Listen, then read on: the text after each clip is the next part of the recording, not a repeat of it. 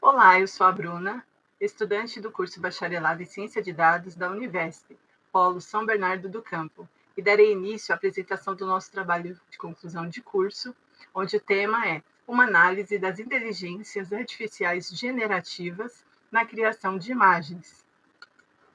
O nosso grupo é formado pelo Alexander, Anair, eu, Bruna, Carlos, Fábio, Guilherme e Vitor.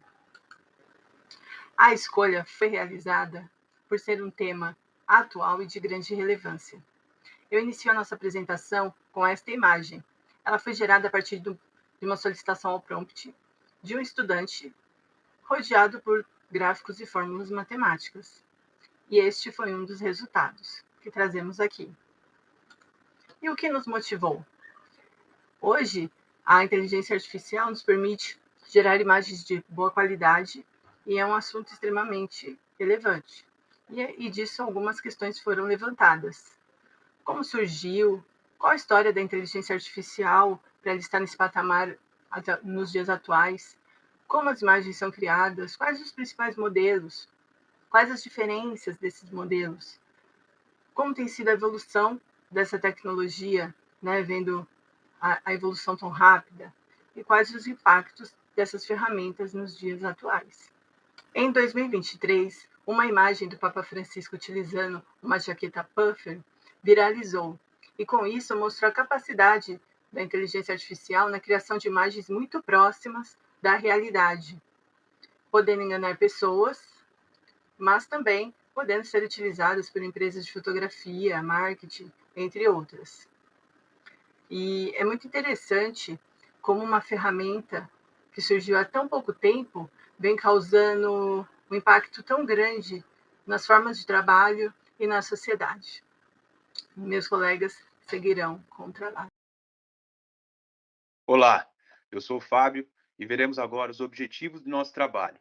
Temos como objetivo geral explorar como funcionam os principais modelos de geração de imagem da IA generativa, identificar as melhores práticas de treinamento desses modelos e compreender o funcionamento de uma IA generativa para a criação de imagens. E nossos objetivos específicos abrangem explicar o que é uma IA generativa, seus usos e aplicações. Também iremos exemplificar os principais modelos de geração da imagem, além de compreender os fundamentos do treinamento dos modelos para a criação de imagens. O nosso trabalho tem como justificativa que hoje uma nova era criativa em que qualquer indivíduo pode gerar uma imagem através de informações digitalizadas está em desenvolvimento. Já está muito popular o uso de IA generativa na geração de imagens, através de modelos de difusão mais recentes e em que geram imagens que são de muita qualidade, muitas das vezes difíceis de distinguir entre o que é digital gerado pela IA e o que é a arte humana. A IA generativa ela tem diversos usos e aplicações, né? Ela pode ser usada para a criação de arte digital, né, de exemplos realistas ou também treinamento de outras IAs. Também pode ser usada na criação de campanhas para redes sociais e publicidades. Vemos hoje no nosso cotidiano muitas campanhas, inclusive muitas bem-sucedidas, é muito exemplo disso. As IAs elas são mais rápidas e baratas que a mão de obra humana. E também não é necessário um conhecimento especializado para fazer o uso das IAs, né? E nesse trabalho teremos como questionamentos a responder, né? Como funcionam os principais modelos de geração da imagem e quais as melhores práticas de treinamento desses modelos. Também buscamos responder quais são os possíveis usos e oportunidades da criação da imagem por inteligência artificial generativa. Veremos a seguir. Olá, eu sou a Anaí, estudante do curso de Ciência de Dados da Univesp do Polo de Ribeirão Pires. Estou aqui para falar um pouco sobre inteligência artificial. O conceito de inteligência artificial ele é bem dinâmico. No imaginário popular, inteligência artificial é uma máquina capaz de realizar nossas tarefas muito mais rápido, com muito mais eficiência e que no futuro próximo pode tirar nossos empregos ou nos eliminar. No entanto,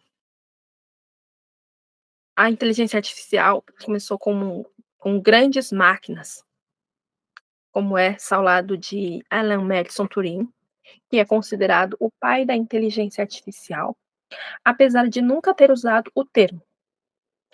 Em 1950, ele escreveu um livro chamado Computing, Machinery and Intelligence, onde ele descrevia como criar, construir e testar máquinas inteligentes. Hoje, com todos os estudos e conhecimentos, nós sabemos que a inteligência artificial ela é capaz de realizar várias tarefas, está em uma gama muito variada de objetos, tanto no trabalho como em casa. No entanto, ela não passa de uma extensão do conhecimento humano.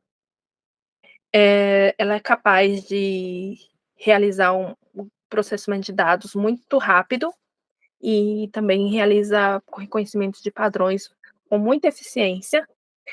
No entanto, ela não pensa ainda.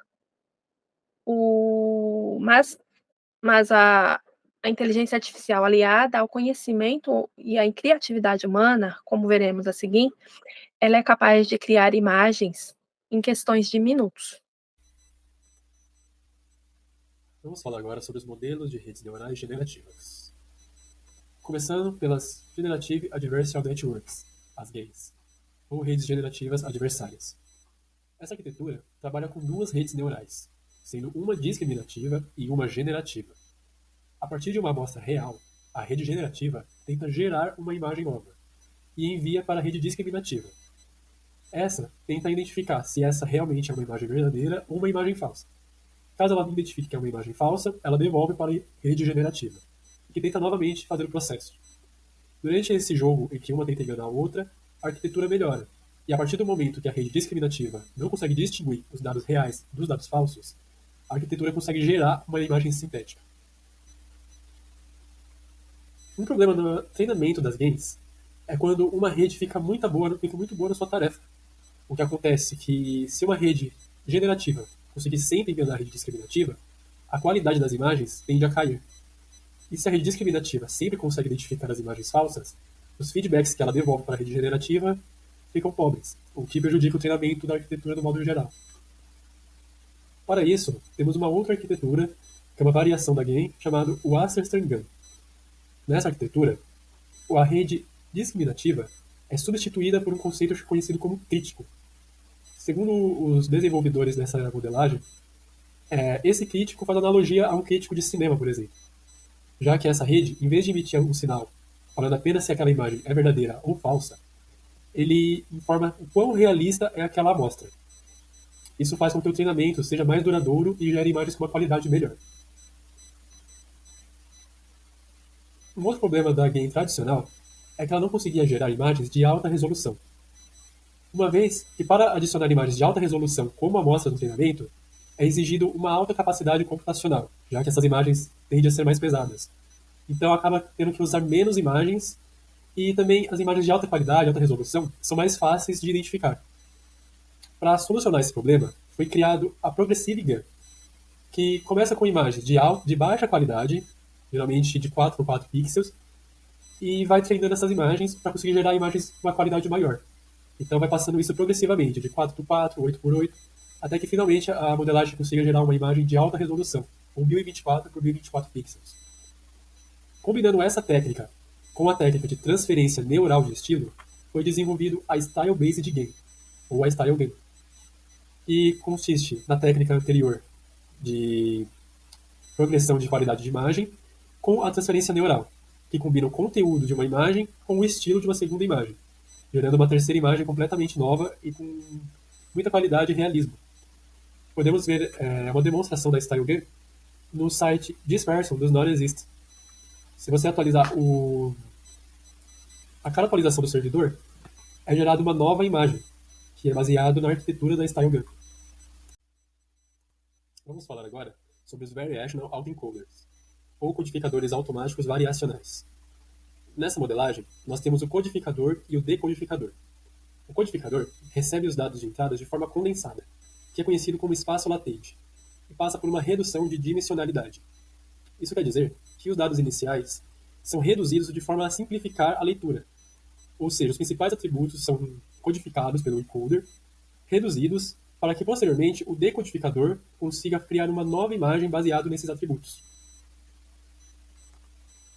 Baseado nesse treinamento, surgiu o Introspective VAI, que mescla a ação de treinamento das VAIs com o treinamento das GANs. Ou seja, nessa modelagem nós temos a ação adversarial, que é conhecida pelas GANs. O objetivo dessa modelagem é conseguir gerar imagens com uma qualidade maior e corrigir alguns problemas de estabilidade no treinamento da VAI. O Super Resolution VAI é uma abordagem que combina o princípio das VAIs com o objetivo de super resolução de imagem.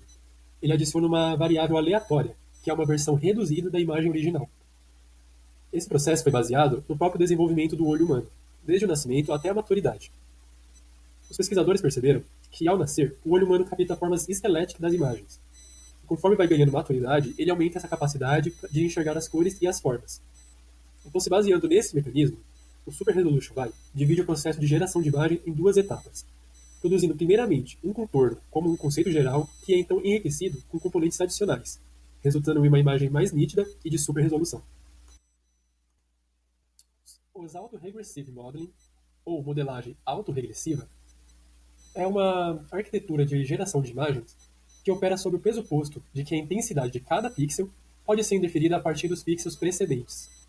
Ou seja, ela utiliza um processo que ocorre de forma sequencial, gerando cada pixel novo com base nos valores dos pixels pré-existentes, seguindo uma ordem pré-determinada, como por exemplo da esquerda para a direita e de cima para baixo, conforme conseguimos observar na imagem aqui mostrada. Uma variação desse modelo é o Visual Auto-Regressive Modeling.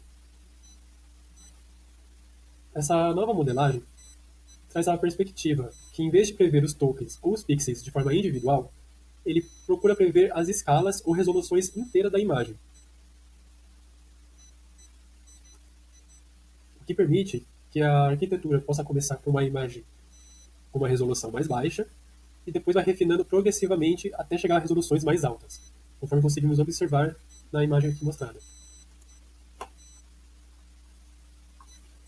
Além da escalabilidade, o VAR também tem uma capacidade conhecida como Zero Shot. Essa é uma capacidade de realizar tarefas que não foram vistas durante o treinamento. Ou seja, mesmo sem ter sido explicitamente treinado em uma tarefa específica, o modelo é capaz de generalizar seu conhecimento e aplicá-lo a novas tarefas relacionadas. Diffusion Models, ou modelos de difusão, são uma classe de modelos generativos que transformam ruído em uma amostra representativa de dados. A difusão é um termo da física que descreve o processo onde as partículas se deslocam de uma área de grande concentração para uma área de baixa concentração. E a partir desse conceito, a modelagem Diffusion, sistematicamente e lentamente, destrói uma estrutura de distribuição de dados através do processo iterativo de difusão direta, ou seja, é injetado ruídos nessa estrutura de dados. Para então, ela aprender o processo de reversão, restaurando os dados e gerando a amostra a partir dessa imagem que estava destruída pelos ruídos. Tivemos variações no modelo Diffusion, um deles é o Denoise Diffusion Probabilistic Model, que utiliza a mesma estrutura de injeção de ruídos e a outra de reversão de ruídos. Porém, para isso, eles utilizam uma cadeia para cada processo.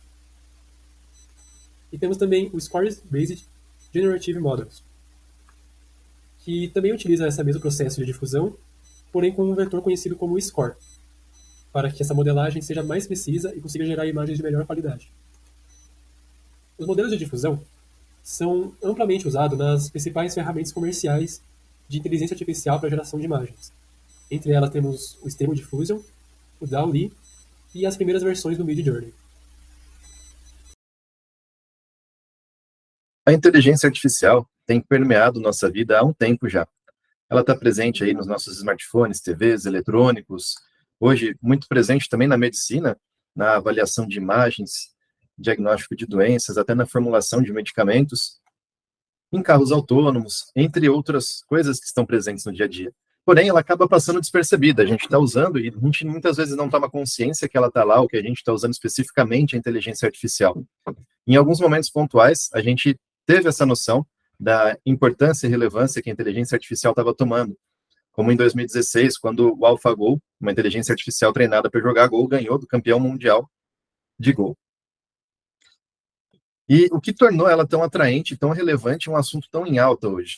Foi exatamente a simplicidade de interagir com ela e de ter resultados imediatos. Então, com a inteligência artificial generativa, E a facilidade de você entrar simples comandos de texto e ela gerar imagens, gerar textos, trazer informações para você, criar documentos, isso foi um avanço incrível que popularizou demais o seu uso e que facilitou muito, tanto para que pessoas que vão usar por diversão, por aprendizado, por algum motivo simples, possam usar, assim como pessoas que desejam usar para trabalho de uma forma mais elaborada também conseguem usar. Então, essa daqui é a interface do Copilot. Hoje, na geração de imagem, a gente tem o Copilot, que usa o DALL-E, tem o DALL-E, o Midjourney, entre outras ferramentas, e é uma interface muito simples, onde você entra com seu comando de texto ali e ele gera para você a imagem. Então, isso popularizou demais tanto a inteligência artificial generativa em si, como a criação de imagens. E, com isso, a gente tem uma combinação de palavras, de prompts que a gente pode usar para gerar imagens de diferentes estilos ou de diferentes assuntos. E isso traz também uma discussão da importância do texto que a gente vai entrar, do chamado prompt. Então, aqui é um cruzamento de assuntos e estilos, gerando diferentes tipos de imagens. Então, na primeira linha, por exemplo, a gente tem o amor representado em diversos estilos, como pintura, foto, desenho, cartoon. E é interessante que, para um nível de usuário que está usando ali por diversão, talvez isso não seja tão impactante, mas quando você quer algo mais refinado, você está trabalhando com imagens e deseja chegar a um objetivo traçado ali, é interessante como o prompt se torna importante e como você tem prompts melhores, e hoje existe uma engenharia de prompt que estuda quais as melhores palavras que você pode usar para chegar num resultado esperado de forma mais eficiente também, usando melhor os recursos ali computacionais da sua inteligência artificial. Esse é um ponto bem interessante, que a gente consegue ver, de uma forma muito simples, a diferença de resultados que a gente tem com diferentes palavras que a gente usa para o mesmo assunto. Bom, e a inteligência artificial generativa na criação de imagens está sendo muito utilizada também no trabalho. Por exemplo, nesse estudo aqui, foi feito um estudo do uso da inteligência artificial na arquitetura e foi relatado ali, chegou-se à conclusão de que ela pode realmente agilizar o tempo de processo ali de um desenvolvimento de arquitetura, né? Então, você pode gerar imagens com ideias de como você quer fazer aquela obra, você pode trazer estilos, como é o caso dessa imagem, estilo barroco italiano, e veio de uma forma muito fiel, que pode dar uma base boa para o arquiteto, que pode ajudar no esboço, desenvolvimento desse projeto aí. E a gente vê ela sendo utilizada na fotografia, no marketing, e tantas outras áreas que já vêm em potencial, que já estão utilizando, que vão continuar a utilizar conforme a ferramenta evolui. Então, a gente percebe que é algo que veio para ficar. A inteligência artificial e a geração de imagens, elas podem otimizar o trabalho de muitas áreas. E ela é exatamente uma ferramenta. Ela veio para ser utilizada por alguém. Ela, por si, não vai substituir nenhum profissional. Então, você pode usar ela para otimizar o seu serviço, para ganhar tempo, para gerar imagens melhores e mais rápido, né? Então, ela veio como uma aliada aí para diversas áreas, e o seu uso já tem sido muito utilizado e vai continuar sendo utilizado em diversas áreas. E aqui, aquela imagem do início do Papa, né, é um exemplo de como hoje a gente já tem uma capacidade de gerar imagens muito próximas da realidade. Essa é uma imagem que enganou muitas pessoas, né? E aí, além do benefício, também traz uma preocupação, né? Que isso pode ser usado para gerar imagens falsas, né? Hoje, uma pessoa com conhecimento técnico aí na parte de imagens consegue diferenciar uma imagem gerada virtualmente de uma imagem real. Mas, continuando com esse avanço, será que a gente vai continuar distinguindo com facilidade? Então, esse é um ponto de preocupação que esse progresso, que essa ferramenta traz também, né? Assim como todo progresso traz suas preocupações, mas a gente vê como isso já está num ponto muito bom hoje e continua evoluindo a passos largos aí, com o advento aí de recursos computacionais, de nuvem, que facilitam a escalabilidade dessas ferramentas, a gente consegue ver resultados surpreendentes. Então, é um ponto muito interessante, como isso tem facilitado, agregado e transformado, e vai continuar transformando a forma de trabalhar de quem trabalha com imagens nas diversas áreas, e o quanto a gente tem que também estar atento com o que pode acontecer aí com o uso de forma inadequada dessas ferramentas.